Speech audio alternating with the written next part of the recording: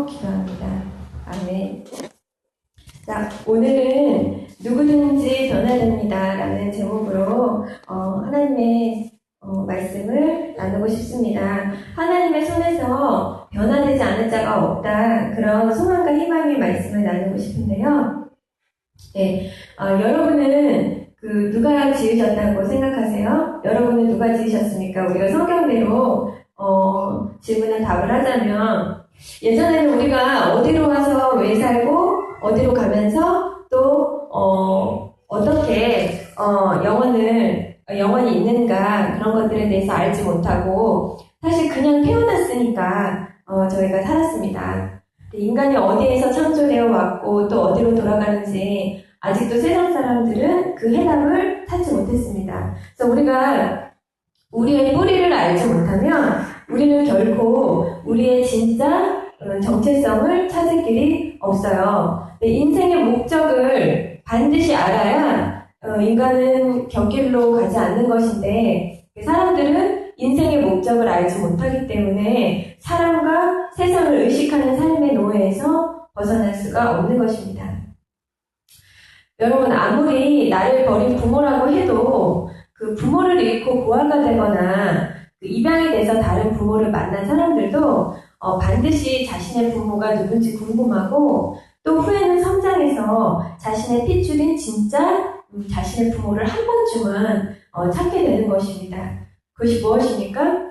그만큼 우리에게는 그 뿌리라는 것, 그것이 굉장히 중요하다는 것입니다. 그 세상 사람들하고 수많은 철학자들은 지금도 여전히 인간의 뿌리를 찾아 고심하고 있죠. 그러나 이 세상에 유일하게 인간이 어디에서 와서 왜 살며 어디로 가는지 아주 명확하게 알려주고 제시하고 있는 곳이 있습니다. 그것이 바로 성경입니다. 성경 외에는 어느 곳에서도 우리 인간의 출처를, 우리 인간의 뿌리를 설명해 놓은 곳이 없어요. 네. 그래서 내가 부모를 잃고 홀로 남아서 이 세상에 정처 없이 방황하면서 손가락질 받는 그런 죄인된 삶을 살았을 때 우리의 정체성이 그것이기 때문에 이런 사람들은 이런 말을 달고 살아요. 난 안 돼. 난 세상에서 버림받았어. 난 용서받을 가치가 없는 사람이야. 난 죽어야 돼. 이런 말을 하고 삽니다. 근데 그 막장 인생이 부모를 막상 딱 찾은 거예요. 근데 알고 보니까 그 자신의 부모는 자기를 버린 사람이 아니라 사고당할 뻔한 나를 위해서 목숨을 걸고 나를 지키다가 어머니는 돌아가시고 아버지는 홀로 남아서 이 잃어버린 자녀를 찾기 위해서 평생의 삶을 들였다는 것을 이 자녀가 깨닫게 됩니다. 그러면 자신의 그런 데다가 이 가정이 알고 보니까 가문 대대로 의와 평강과 사랑이 아주 충만하게 넘치는 그런 가정이었다는 것을 깨닫게 되었어요. 그럼 이 사람의 정체성은 어떻게 변화될까요? 여전히 난 안 돼. 난 세상에서 버림받았어. 난 용서받을 가치가 없는 죄인이야. 이렇게 고백을 할까요? 그 사람의 정체성은 이제 더 이상 그런 정체성이 아니기 때문에 이 사람은 아마 눈물을 흘리면서 이렇게 말을 할 거예요. 어머니, 제가 부끄럽지 않은 인생 살겠습니다. 저는 조금씩 노력할 것이고 저는 조금씩 변화되어 갈 것입니다. 열심히 살겠습니다 하면서 자신의 삶을 회개하고 이를 악물고 새로운 삶을 위해서 노력하고 다짐하고 그 자신을 위해서 희생한 그 부모 얼굴에 먹칠을 하지 않기 위해서라도 이를 악물고 그렇게 고백을 하지 않을까요? 그만큼 여러분, 우리의 자화상이 굉장히 중요한 거예요. 그 우리의 뿌리라는 거, 우리의 정체성이라는 거, 그것이 온전하게 되면 이로 인한 것 때문이라도 우리는 주님의 뜻을 알 수가 있고요. 마귀들이 주는 수많은 거짓말을 그것 단 하나, 나의 정체성, 그 자아상만으로도 아주 쉽게 피해갈 수 있다는 것입니다. 그래서 여러분, 세상이 하루에도 수없이 우리를 낙심시킵니다. 그렇지만 그럴 때마다 해와 달과 별을 만드신 만물의 주인이신 이가 내 아버지시고 그 아버지가 나를 생명을 기꺼이 버리실 만큼 사랑한다. 이것이 내 안에 아주 그냥 콱 박혀있다고 생각을 해보세요. 그럼 우리 받는 이 잠시 받는 한량, 핍박, 이 세상 것들이 그것이 내 눈에는 조금씩 달라 보이는 것입니다. 그래서 여러분, 우리가 부모의 몸을 빌어서 태어나지만 실제 우리 아버지는 한 분이십니다. 우리는 여호와 하나님 그 토기장의 뜻 안에서 빚어진 그 톡이라는 거예요. 말씀을 한번 볼까요? 네, 한번 다 같이 합독하겠습니다. 시작. 이제 주는 우리 아버지시니이다. 우리는 진흙이요 주는 토기장이시니 우리는 다 주의 손으로 지으신 것입니다. 여러분, 하나님은 토기장이세요. 그래서 인간을 흙으로 만드셨다고 되어 있는데 정말로 우리가 땅속에 묻히면 어떻게 해요? 우리는 흙으로 지어졌기 때문에 흙으로 돌아갑니다. 그래서 한 줌 뼈만 남고 사라지게 되는 것입니다. 그래서 우리 하나님이 본 토기장이시기 때문에 우리가 간에 아주 잘 아십니다. 어느 정도로 아시나요? 다음 한번 보실까요? 너희에게는 머리털까지 다 세신 바 되었나니 너희에게는 오히려 머리털까지도 다 세신 바 되었나니 두려워하지 말라. 너희는 많은 천사보다 귀하니라. 여러분, 기계도 사물도 만든 사람이 그 사용 설명서를 만들잖아요. 그리고 만든 사람이 그것을 고칠 수가 있는 것입니다. 그래서 토기장이신 하나님만이 고치시고 인간을 새롭게 하실 수가 있습니다. 여러분, 인간을 근원적으로 변화시키고 거듭나게 하실 분은 오직 하나님 외에는 없어요. 하나님 외에 우리가 교육에 의해서, 환경에 의해서 누군가의 영향으로 바뀌어지는 것은 완전한 변화가 아니라는 것을 여러분들이 아셔야 됩니다. 그래서 인간은 호수와도 같기 때문에 그 깊은 곳 수면 아래 다 감추어져 있어요. 죄라는 것은. 그래서 기독교에 그 말하는 그 하나님의 그 섭리 안에서 왜 그 외에서만큼은 인간은 바뀔 수도 변화될 수도 거듭날 수도 없습니다. 그 근원적인 것들은. 그래서 우리는 타락한 마귀를 주인으로 택해서 어떻게 세상 가운데서 우리가 같이 타락을 했기 때문에 그 아담 이후로 우리 세대, 우리 인간은 얼마나 하자가 많겠습니까? 우리 인간은 하자 덩어리겠죠. 타락을 같이 했기 때문에. 그러나 우리 주님은 사람을 낳는 어부이시고 인간 개조에 있어서 탁월한 분이시기 때문에 여러분 자신에 대해서 결코 절망하실 필요가 없습니다. 제가 저번에도 이야기했지만 아무리 전능한 하나님이라도 억지로는 사람을 깨끗게 못하세요. 그래서 주님은 회개하는 자, 곧 원하는 자들만, 구하는 자들만 깨끗게 하시고 새롭게 하시고 주님이 우리가 타락하기 전에 그 창조했을 때가 아름다운 모습으로 거룩한 제사장으로 변화를 시켜주시는 것은 우리가 원할 때 그것이 가능하다는 것입니다. 그래서 여러분, 주님은 모든 것을 해주시기를 원하고 주시기를 원하고 응답하시기를 원하시는 하나님이에요. 근데 반드시 하늘나라는요, 여러분, 구하는 자들에게만 열려있다는 것을 여러분이 반드시 아셔야 됩니다.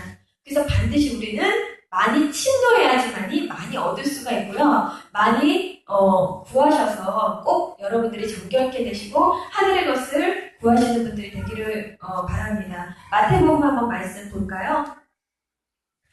네, 그 다음이 안 나왔나 봐요. 네. 구하는 이마다 얻을 것이요 찾는 이가 찾을 것이요 두드리는 이에게 열릴 것이니라. 이것이 여러분 하늘나라의 법칙인데요. 우리 하나님이 다 하실 수 있는데 한 가지 못하신다는 게 있었죠. 그게 바로 억지로 못한다는 거. 그거를 반드시 기억하셔야 돼요. 그래서 여러분, 절대 하나님은 인격적이신 분이시라 우리가 가만히 있는 자한테는 절대 은혜가 주어지지 않습니다. 예. 그래서 우리는 늘 주님께 어떤 걸 구해야 돼요? 회개하고자, 변화받고자, 성장하고자, 고침받고자, 도움받고자 두드려야 돼요. 그리고 하나님께 구해야 돼요. 그 소원과 의지를 가지고 있어야만 우리는 찾고 얻을 수 있는 것입니다. 여러분, 변화되지 않는 가족 때문에, 남편 때문에, 자녀 때문에, 주변 사람 때문에 혹시 힘드신 분 계실 거예요. 그리고 예수를 믿어도 변화되지 않는 그 본인 때문에 괴로워하시는 분들도 분명히 있습니다. 근데 염려하실 것이 없는 게 성경에는 여러분들만도 못한 인물들이 토기장이신 주님의 손안으로 빨려 들어가 완전히 다른 사람이 된 얘들이 줄줄이 열어내고 있습니다. 여러분, 세상 사람 다 변해도 저 인간은 절대 변화 안 돼. 결코 안 바뀌어. 라고 생각하는 사람 있으신가요? 저는 있어요. 근데 모든 사람들이 다 있을 거예요. 근데 여러분, 능하신 창조주 그 본 토기장의 손에 온전히 던져지기만 하면 주님께 두 팔 벌려 저를 바꿔주세요. 그 원하는 사람들 중에서는 변화되지 않을 사람은 천하에 없다는 것을 여러분들이 알고 계셔야 됩니다. 그래서 하나님은 만홀이 여김을 받지 않으시기 때문에 중언부언하는 격에 형식적으로 회개하거나 믿음 없이 내가 간절하지도 라는 식의 기도는 통하지가 않아요. 하나님 앞에. 예레미야 말씀에 너희가 온 마음으로 나를 구하면 나를 만날 것이요 나를 만나리라. 그러니까 진정성 있게 변화받고자 하면 제 아무리 그 히틀러 김정은이라고 할지라도 내가 원함이 있다면 진정성 있게 변화받고자 한다면 주님 손에 들어가서 변화되지 않은 자가 천하에 없다는 것입니다. 네. 근데 그들은 소원할 일이 없어요. 하나님 앞에. 그렇기 때문에 변화될 일이 없는 것입니다. 주님은 하실 수 있기 때문에 여러분 이 더러운 소돔과 고모라 같은 세상에서도 2000년을 넘게 인내하시면서 그 주님을 찾는 그 죄를 씻고자 하는 귀하디 귀한 한 사람을 기다리고 찾고 계신 거예요. 모두가 다 모든 사람들이 다 세상 가운데 죄를 범하고 타락해서 그 멸망의 길로 갈지라도 그 중에 단 한 사람이라도 건질 자가 있는지 하나님은 그 건질 자를 찾기 위해서 그 긴 시간 동안 이렇게 세상을 인내로 지켜봐 주시고 계신 것입니다. 여러분 어느 정도로 사람을 낚아 변화시키는데 탁월하신 주님이신지 그 온전치 못한 인간들의 예를 한번 보도록 할게요. 첫 번째 누구예요? 네, 믿음의 조상 아브라함입니다. 하나님께서 말씀하세요. 여호와께서 아브라함에게 이르시되 너는 너의 본토, 친척, 아비집을 떠나 내가 너에게 지시할 땅으로 가라. 이것이 하나님이 아브라함에게 나타나셨을 때 명령이었어요. 근데 여러분 사람이 마음을 주님께 드린다고 해도 단변에 변화되지 않아요. 그 과정이라는 게 있습니다. 이 이 과정을 겪는 믿음의 사람들의 특징이 뭐냐면 100%의 순종을 안 드려요. 하나님 앞에. 되게 어느 선까지만 순종한다는 거예요. 왜? 내가 할 수 있는 만큼만. 아니면 두 번째 부류의 사람들이 야곱처럼 끝까지 버팅기는 사람들. 그래서 나중에 주님께 질질 끌려서 순종을 하거나 말거나. 네, 그렇습니다. 근데 아브라함도 마찬가지였어요, 여러분. 순종은 하는데 완전하게 하지는 않아요. 그러니까 주님은 분명히 친척 데리고 가지 말라고 했거든요.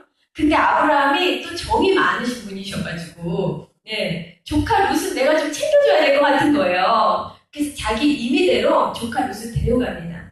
분명히 나중에는 자기 가시가 돼요, 그게. 네. 그렇지만 어쨌든 어느 날 갑자기 주님이 여러분께 야, 너 아무것도 가지지 말고 집 떠나라 이렇게 말씀을 하시는데 행성지를 정확하게 안 알려주시는 거야. 어디로 가야 되는지. 저는 그런 경험이 있었거든요. 저더러 3월에 사직서를 내래요. 아니 그럼 다음에 취업할 곳을 알고 좀 사직서를 쓰게끔 해야 되잖아요, 여러분. 근데 그걸 안 알려주시는 거예요. 근데 저는 그거를 2번을 순종했어요, 2번을. 근데 그 순종을 하자마자 그 하나님이 얘기하신 그 길이 딱 나오더라고요. 그러니까 하나님의 방법이라는 게 참 우리를 계속 믿음으로 시험하세요. 근데 여기에 우리가 합격하기가 참 쉽지가 않아요. 근데 어찌됐든 그냥 믿음으로 발만 일단 떼라는 거예요, 아브라함한테도. 근데 하나님이 그런 방법이세요. 하나님이 조금 괴짜 같아요. 왜냐면 우리의 믿음이 연약한 걸 알기 때문에 네, 아버지가 좀 우리를 많이 그런 부분에 있어서는 믿음의 테스트를 계속 하시는 것 같아요. 근데 그게 쉽지 않은데도 불구하고 아브라함이요 발을 뗍니다. 행선지를 알지 못하고 발을 떼요. 그러면 아브라함은 속으로 이렇게 생각했겠죠. 나는 훌륭하게 순종했다. 이렇게 생각을 할 수가 있어요, 아브라함이. 근데 멋지게 순종하는 듯 하면서 길은 나서긴 했는데 주님 말씀대로 순종하고 나서면 뭔가 좋은 곳이 있을 줄 알았겠죠, 아브라함은. 그런데 그 후에는 기근도 많고 역경도 많이 만납니다. 그 여정 중에 아브라함이 결정적으로 망신을 당합니다. 어디서 망신을 당하냐면 그 이방인이기 때문에 그 본토 사람들이 두려운 거예요. 그래서 누가 자기를 해코지라도 할 것 같으면 자기 이쁜 아내를 자꾸 누나라고 속이는 거예요.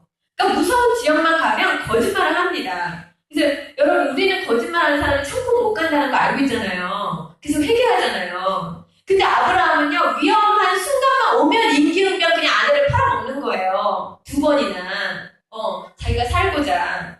근데 여러분 아내를 누이라고 하는 것은 이쁘니까 적어도 오빠인 나는 안 건드리겠지. 이렇게 생각하는 거예요, 아브라함은. 그런데 그렇기 때문에 좀 깊게 들어가면 이게 간단한 거짓말이 아니라 정말 아내를 내가 한 것이나 다름이 없는 거예요. 지금 말로 같으면 어떤 남편이에요? 강도 만났는데 아내가 이쁘면은 자기 동생이라고 속이고 그렇게 좀 비열한 그런 남편이 되는 거죠. 아내를 지켜주지는 못할 망정.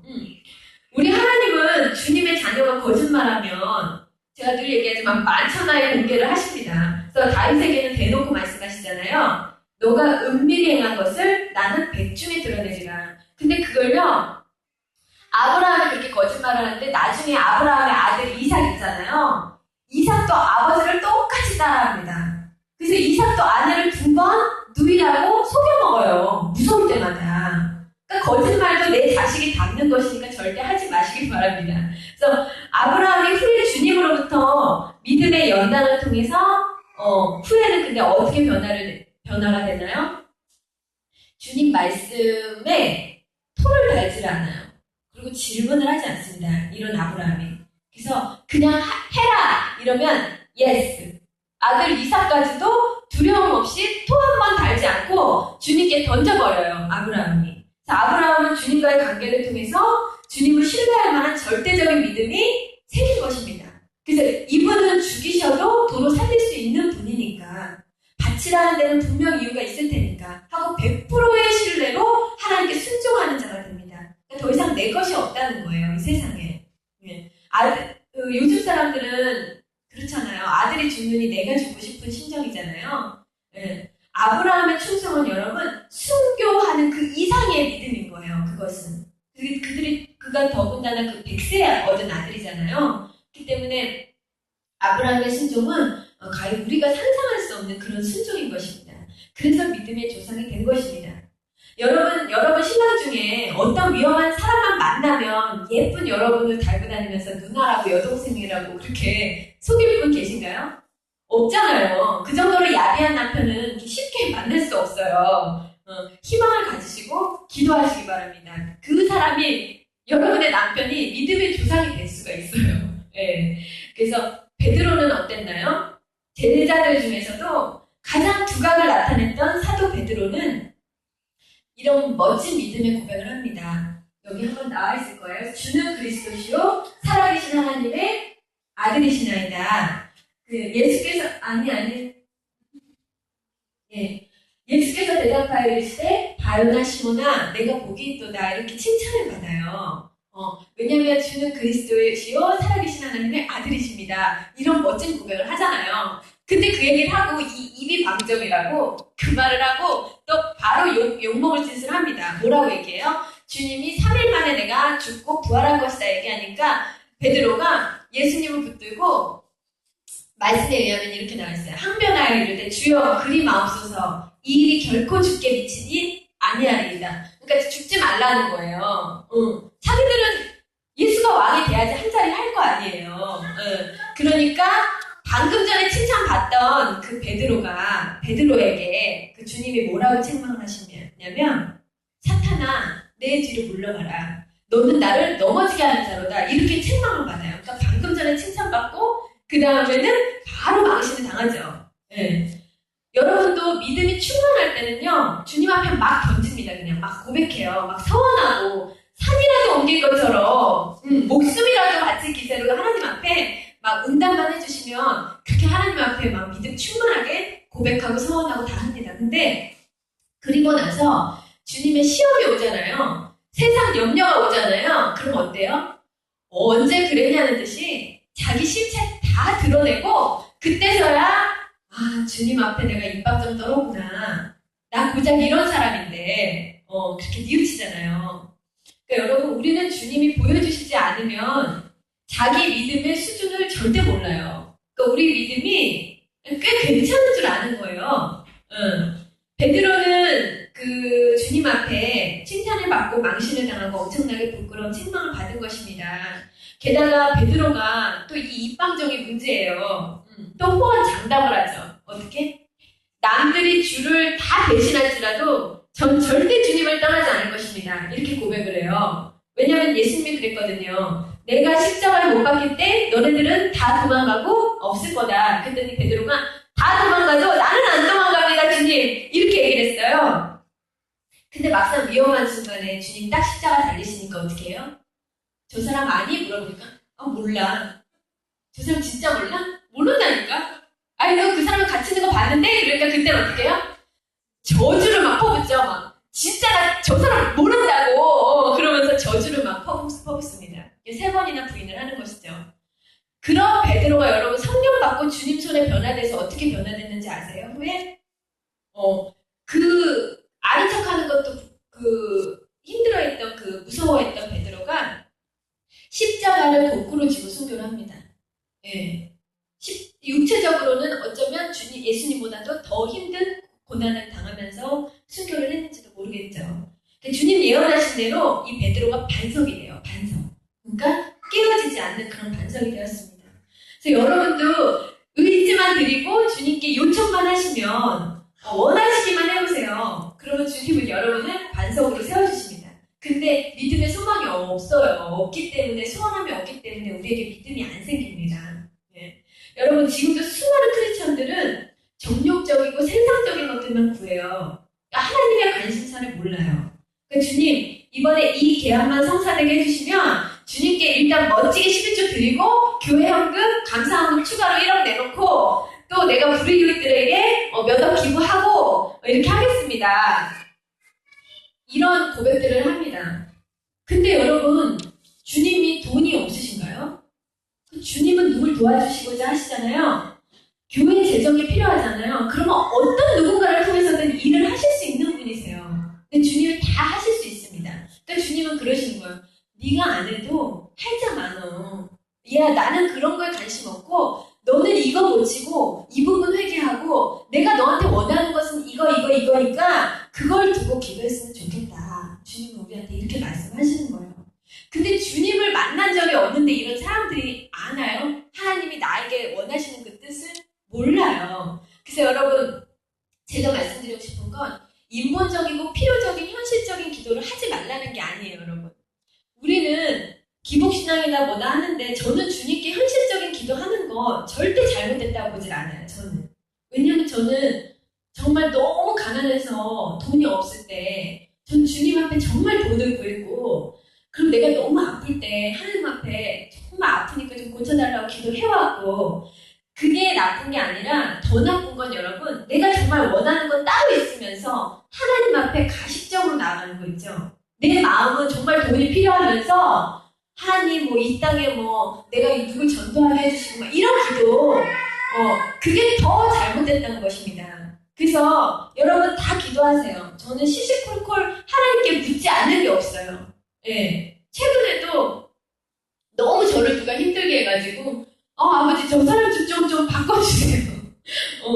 전 그렇게 기도해요. 내 마음에 원하는 것은 진짜 이것인데 다른 걸 놓고 기도하는 것은 주님과 더 멀어지게 하는 거예요. 그러니까 주님께 일거수일투족 시시콜콜한 거 다 얘기하세요. 우리가 그런 사람한테 얘기 못하니까 내 마음과 상관없는 중원구원하는 그 거룩한 기도는 하나님이 그거 다 아신다는 얘기예요. 그러니까 제가 볼 때 우리 하나님이 사실 재벌 정도가 아니라 우주 만물의 주인이시잖아요. 그래서 하나님이 문을 열기 시작하면 닫을 자가 없어요, 정말. 그런데 여러분이 우리 아버지가 엄청난 재벌인데 내가 너무 살기가 어려워진 거예요. 그러면은 우리 아버지 재벌인데 찾아가요, 안 찾아가요? 찾아가겠죠. 가서 뭐라고 할까요? 아버지 나 이렇게 힘든데 좀 도와주세요, 아버지. 이렇게 하겠죠. 네, 이건 당연한 거예요. 우리가 아버지한테 현실적인 것을 구하는 것은. 그러면은 이 아버지가 그 자녀를 그렇게 사랑하시는데, 아버지가 뭐든 어떻게든 응답을 안 주시겠나요? 그러니까 다 구하시되, 바리새인들 같이 거룩한 척하는 기도, 내 마음에 있지도 않은 그런 기도는 하지 마시고, 제가 정욕적인 것, 세상적인 것만 구하지 말라고 하는 것은 아버지의 마음과 아버지를 아는 자로 우리가 반드시 성장을 해야 된다는 것입니다. 저는 신앙의 경륜과 나이가 찼는데도 그와 비례해가지고 성장하지 않는 그리스도인들 보면은 굉장히 답답하고 어쨌든 화가 나요. 네. 여러분, 우리가 믿음을 성장한다는 것은 여러분들 사모하셔야 돼요. 제가 아까 얘기했듯이 사모하지 않으면 주님은 절대 주시질 않아요. 우리가 세대 살 때는 아버지한테 아버지 나 막대 사탕 하나만 사줘. 할 수 있어요. 우리가 3, 4살 때는. 근데 여러분, 내 자녀가 20살이 되고 30살이 됐는데도 나한테 와서 아버지 막대 사탕 하나만 사줘. 이러면 여러분들 그 부모의 심정이 어떻겠습니까? 응? 우리가 빨리 자라야 연약한 자들을 좀 세워주고 하나님의 은혜 가운데서 우리가 좀 기도해주고 그리고 우리가 좀 성장을 해야 이제 이 나라, 이 민족을 위해서 좀 기도하고 다시 오실 주님의 나라를 위해서 우리가 기도할 수 있지 않겠습니까? 우리가 세워지지 않으면 누가 우리 이 나라를 위해서 기도하고 누가 이 민족을 위해서 기도하고 이 정말 죄된 세상을 위해서 기도할 수 있겠어요. 우리가 빨리 비워져야 우리가 그렇게 기도할 수 있는 것입니다. 주님을 알려면 우리가 주님을 사랑해야 가능한데 여러분 주님을 사랑하는 게 뭔지 모르면 아버지 도대체 주님을 사랑하는 건 또 뭐예요? 이렇게 물어봐야 된다는 거예요. 그리스도인으로서 성장하고 싶다고. 그래서 하늘의 것을 모르면 반드시 여러분 원하고 구해야 한다는 것입니다. 그래서 이 부분에 있어서 나중에는 제가 굉장히 구체적으로 설교를 하려고 합니다. 이 돈과 그리스도와 또 우리 성도들 간의 이 관계에 대해서 제가 굉장히 구체적으로 한번 설교를 하도록 하겠습니다. 그래서 야곱은 또 어땠을까요? 신약에 베드로가 있다면 구약에는 야곱이 있습니다. 우리를 대표적으로 위로할 수 있는 인물들이죠. 굉장히 조금 부족하고 연약하고 항상 실수하고 야곱은 뱃속에 있을 때부터 형과 다툴 정도로 아주 자아가 강한 사람이었어요.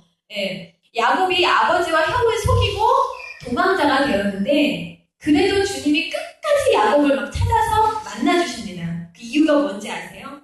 야곱에게는 그 하나님의 축복을 기다리는 엄청난 열정이 있었어요. 그러니까 그 축복이라면 거짓말을 해서라도 빼앗는 것입니다. 하나님의 축복권을. 그러니까 방법이 나빴어요. 방법은 나빴지만 그 열정이 하나님을 항상 움직이게 하는 거예요. 너무 이쁜 거죠. 아버지 보실 때. 그 방법은 나빴을지라도 야곱은 너무나 거룩한 열정도 많았던 거예요. 세상 욕심도 많지만 그만큼 거룩한 욕심이 많았던 거예요. 그래서 자기 야망과 자기 생각으로 가득 찼던 사람입니다. 야곱은. 그런데 하나님이 그의 소원대로 야곱을 결국 축복하시죠. 그래서 진정 믿음의 조상 중에 하나로 우뚝서게 그렇게 세워주셨습니다.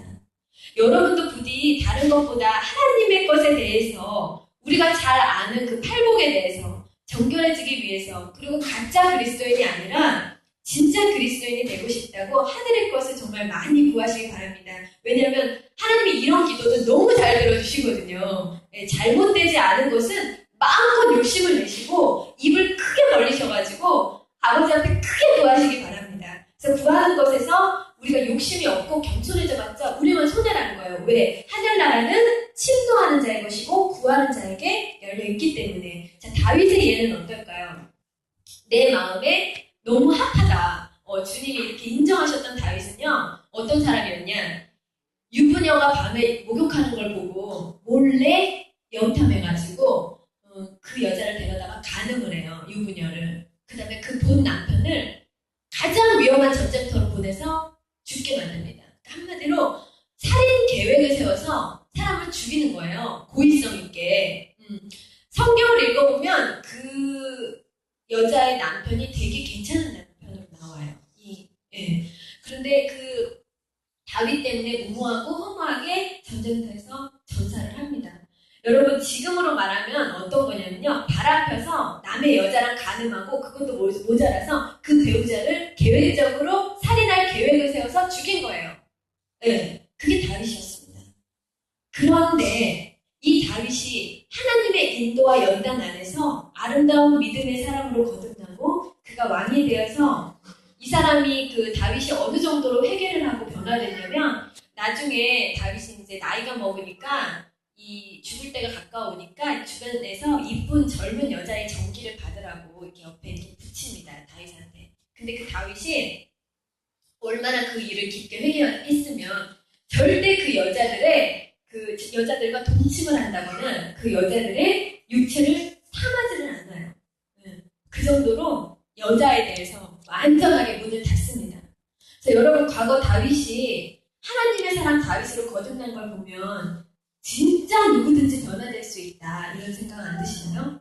다윗은 착한 사람을 그렇게 무모하게 죽이는 살인과 또 왕임에도 불구하고 내가 다 가지고 있음에도 불구하고 그 남의 그 여인을 탐하는 아주 그런 음란한 사람이었을지 모른다는 생각을 합니다, 제가. 사도 바울은 또 어땠을까요? 사도 바울은 정말 대표적이죠. 스데반이 순교할 때, 돌로 맞아서 순교할 때 같이 돌로 쳐서 죽인 사람이에요. 하나님을 위해서 순교하는 자를 같이 돌로 쳐서 같이 죽인 사람이에요. 그렇게 핍박하고 죽였던 사람이 바로 바울입니다. 아주 난폭했던 사람이 아니었을까 저는 그런 생각을 해요. 근데 결국 하나님의 손에 붙들려서 어떻게 됐습니까? 신약의 대부분을 우리 바울 그 사도가 기록을 하면서 이 기독교 역사상에 빠질 수 없는 존경받는 그리스도의 제자가 되었습니다. 뿐만 아니라 요한복음 20장 25절에 도마가 예수님 죽고 나서 부활했다고 그걸 목격한 사람이 나타나서 얘기를 하니까 뭐라고 해요? 도마가 이르되 내가 그의 손에 못자국을 보고 그 손가락을 내 못자국에 넣으며 내 손을 그 옆구리에 넣어보지 않고는 믿지 아니하겠노라. 그렇게 의심이 많은 사람이었어요, 이 도마가. 근데 그 도마가 어떻게 숨겨있냐면 뻘겋게 달군 접시 위에서 고문을 받고요. 풀무에 들어가서 잔인한 창으로 허리가 찔려서 순교를 합니다. 이렇게 하나님의 그 사람들, 의심 많고 살인자에 가늠하고 음란하고 모든 사람들이요 주를 위해서 이렇게 순교적인 삶을 살다가 돌아갔습니다. 그 외에도 열거를 할 수가 없어요. 믿음의 용사 기도원부터 시작해서 셀 수 없이 많은 성경의 인물들이 완전한 세상 죄인에서 멋지고 용맹스러운 믿음의 용사로 거듭났습니다. 여러분 지금도 주님은 주님께 변화받기를 진짜 소원하는 그 한 사람을 찾고 계세요. 그 무신론적인 이 죄악에서 가득한 세상에서 단 한 사람이라도 주를 원하는, 궁금해하는, 의지하고자 하는 그 죄를 씻고자 하는 한 사람을 주님은 온 땅을 두루 감찰하사 지금도 찾고 계십니다. 여러분 누구나 변화될 수 있습니다. 그래서 원한다면 누구나 그렇습니다. 그래서 주님 손 안에 들어가면 예외가 없어요. 근데 여러분 아플 수는 있습니다. 왜냐하면 우리가 변화되기까지 그 과정이라는 게 있기 때문에 우리가 그 과정 중에는 아플 수가 있어요. 그래서 우리는 토기이기 때문에 주님을 만나면 다시 불에 던져져서 강한 불에 녹게 됩니다. 그리고 다시 묽은 진흙이 돼서 다시 완전히 새롭게 창조되는 새 그릇이 되는 것입니다. 여러분 이렇게 우리가 불 속에 다시 들어가서 그 톡이 되었던 우리가 다시 녹아질 때 그때도 우리가 오직 해야 될 일은 발버둥 치지 말고 그렇다고 녹지 않으려고 울부짖지 말고 억울해하지 말고 그 하나님의 때를 그 능하신 손 아래 새로운 토기로 태어날 그날을 꿈꾸고 기대하고 절망하지 말고 주님 손에 자신을 맡겨드리시되 끝까지 인내로서 맡겨드리시기를 바랍니다. 자, 말씀 한번 볼게요. 이 다음 말씀인 것 같아요. 다다음. 네. 한번 볼게요.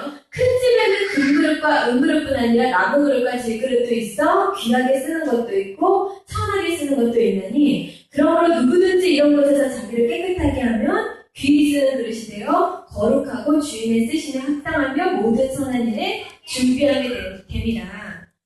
여러분 그래서 우리가 예수 믿는 자들을 함부로 판단해서는 절대로 안 되고 무시해서도 안 됩니다. 저는 예전에 그 예수 믿으면서 예수 믿고 초반에 축복을 너무 많이 받아가지고 그 가난하고 헐벗고 고난당하는 자들을 보면 굉장히 그 판단했던 사람 중에 하나였는데요. 어떻게 판단을 했냐면 저 사람은 예수를 잘못 믿어가지고 죄가 많아서 저렇게 저주받았나 보다. 저는 이렇게 생각을 했던 진짜 무지하고 교만했던 그런 사람이었어요. 근데 저는 극심한 그 이후에 극심한 고난을 받으면서 그때서야 주님을 만나고 또 그리스도의 그 십자가 본질과 또 참다운 그리스도인이 어떤 모습인가 그런 것들을 깨달아 알게 되었습니다. 여러분 그 욥을 보시면 그 욥이 그 주님 그 능하신 손 아래 불 속에 들어가서 고난받고 진정한 통일로서 변화되고 있을 때 그 믿음의 친구들이 와서 욥한테 뭐라고 합니까? 그러니까 겉으로는 위로하는 척 온 것처럼 그렇게 왔지만 욥의 친구들이 욥한테 뭐라고 그래요? 결국 그 사람들이 하는 말은 야, 너 하나님 앞에 죄 지어서 너 저주받은 거야. 이렇게 얘기하잖아요. 얼마나 잔인합니까? 지금 고난받고 있는 사람한테 그런 말 한다는 것이. 그들이 위로하는 거 보였지만 그들은 율법적으로 판단하고 그러니까 욥이 그 친구들한테 뭐라 그래요? 너희들은 나를 더 괴롭게 하니까 제발 가라. 그렇게 통탄을 하잖아요. 근데 나중에 하나님이 나타나셔서 그 욥의 친구들에게 망신을 주시니까 그 망신을 주시는데 어떻게 망신을 주시냐면 너네가 욥만큼이나 나를 아니? 감히 욥한테 무슨 충고를 하니? 나에 대해서 잘 알지도 못하면서 그렇게 하나님 말씀하십니다.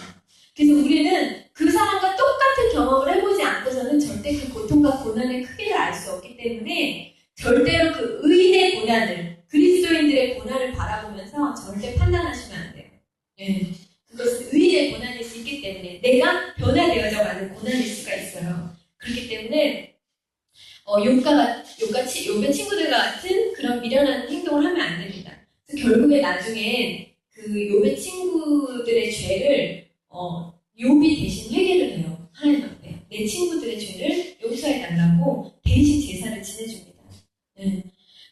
여러분들이 잘 아시는 그 식당 가시면 많이 걸려있는 말씀 있잖아요. 사업장 가시면 내 시작은 미약하였으나 그 끝은 창대하리라. 그 말씀 문구가 바로 욥의 친구들이 했던 그 어리석은 말이에요. 그 사람들은 성경을 몰라도 너무 모르니까 그거를 그렇게 걸어놓는 거예요. 뭐가 창대해지니까.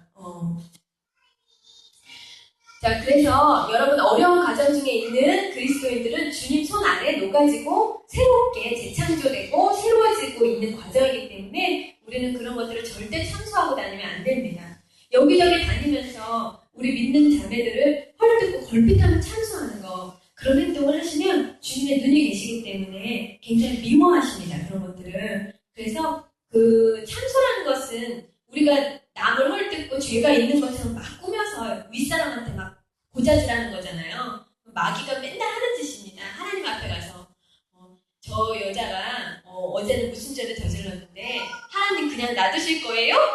이렇게 참수하는 게 항상 마귀들이 하는 짓입니다. 여러분, 내가 과연? 나도 과연? 내가 어떻게 저러한 믿음의 사람이 될 수 있겠어? 이렇게 늘 죄만 짓는데 라고 생각하시면 절대 안 된다는 얘기예요. 그래서 마음에 소원만 품으십시오. 변화라는 것은 주님이 시켜주시는 거고요. 나 자신을 누구도 못 바꿔줍니다. 그래서 오직 주님만이 내가 원하기만 한다면 주님의 아름다운 신부로 그렇게 단장을 해주시는 것입니다. 그래서 여러분이 기도하고 있는 자들 그리고 내 자신 누구든지 간에 절대 낙심하지 마십시오. 주님은 누구든지 변화시킬 수 있습니다. 그리고 내가 주님 앞에 그 믿음이 합하기만 한다면 주님은 나의 기도를 통해서라도 반드시 누군가를 콜링합니다. 그 영혼을. 그들에게도 주님을 만나는 계기가 반드시 주어진다는 것입니다. 아버지, 나는 이만큼 못났는데요? 그러냐? 그래도 사랑한다. 저는 살아오면서 이렇게 많은 죄를 짓고 살았는데요? 그러냐? 그래도 사랑한다. 주님, 저는 주님을 비난하고 욕했는데요? 그러니? 그래도 나는 너를 사랑한다. 모두가 다 저를 싫어하는데요? 그러냐? 나는 그래도 너를 생명보다 더 사랑하고 너를 결코 떠나지 않을 것이다. 주님은 지금도 이렇게 말씀하고 계신 것입니다. 그래서 언제나 나의 연약한 부족함만 보이시나요? 아무것도 가진 것이 없으신가요? 그럼 정말 변화되고 싶으신가요? 그럼 지금 바로 주님의 품으로 달려가서 그 옷자락을 붙잡고 놓지 마시기를 바랍니다. 내가 절망할수록 연약할수록 부족할수록 주님을 구하세요. 죄가 많은 곳에 은혜가 더한 것입니다. 아무리 죄인이라고 해도 주 앞에 반드시 숨거나 피하시지 마시고 당당히 원하고 소원하면서 야곱과 같이 악착같이 주님을 기다리는 여러분이 되시기를 바랍니다. 여러분, 우리가 이렇게 말씀을 듣는 것으로 우리는 변화가 안 됩니다. 그래서 모든 말씀을 듣고 내가 그와 같은 상황에 처했을 때 적용해서 내가 그 믿음의 조상들과 같이 똑같이 순종해서 열매를 맺는 것입니다. 그래서 제가 늘 얘기하듯이 그 위에 열거한 믿음의 조상들은 우리가 존경할 대상이 절대 아니라는 것입니다. 그래서 성경은 저분들을 존경하라고 기록된 것이 아니고요. 나도 저분들과 같은 상황에 처했을 때 저들과 같이 순종하여 열매를 맺으라고 기록이 된 것입니다. 그래서 오늘 들은 말씀대로 순종해서 내가 변화되기를, 내가 진정한 그리스도인으로 변화되고 싶어하는 그 열정까지도 없다면 주님께 구하시고 하나님 정말 살아계신가요? 물으시면서 원하시는 여러분 되시기를 바랍니다. 우리가 그렇게 물어보고 기도하고 소원할 때 하나님의 응답이 반드시 나타납니다. 그래서 누구든지 변화된다는 것.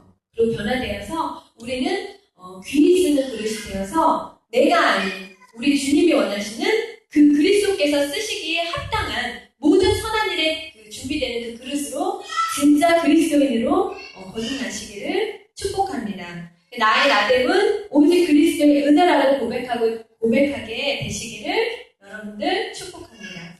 기도하고 마치도록 하겠습니다. 사랑해주셔서 고맙고 감사합니다. 오늘도 하나님의